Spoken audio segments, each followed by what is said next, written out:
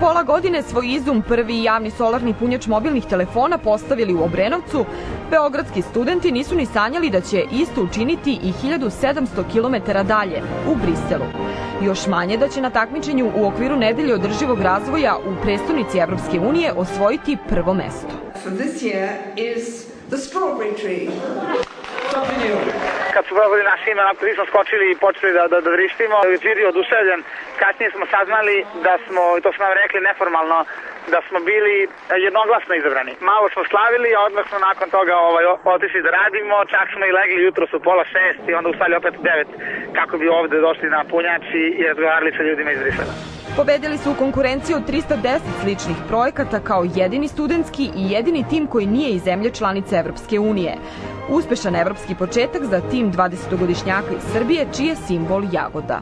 Jagoda je simbol voća koje je prvo sazrelo u proleće i na neki način je simbol našeg početka i naše mladosti, jer smo svi u timu oko 20 godina i na neki način predstavlja ono što mi zapravo jesmo. Pobedničko strawberry drvo postavljeno je ispred zgrade Evropskog parlamenta.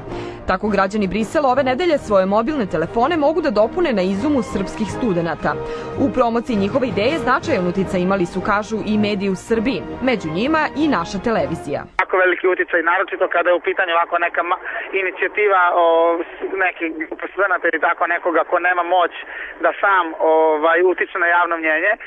A ja verujem da će sada kad se vratimo iz Brisela da će nam još više pomoći da sprovodimo našu ideju do kraja.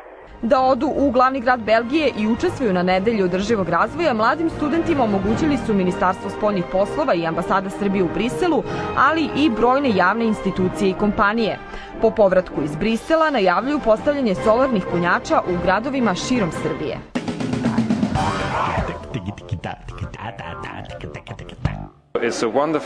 To je predivan primer jer je solarna energija upotrebljena za dopunjavanje mobilnih uređaja i tako na neki način postaje mesto okupljanja, pre svega mladih. Nadamo se da će nagrada za projekat beogradskih studenata doprineti njegovoj promociji ne samo u Srbiji, već i u celoj Evropi.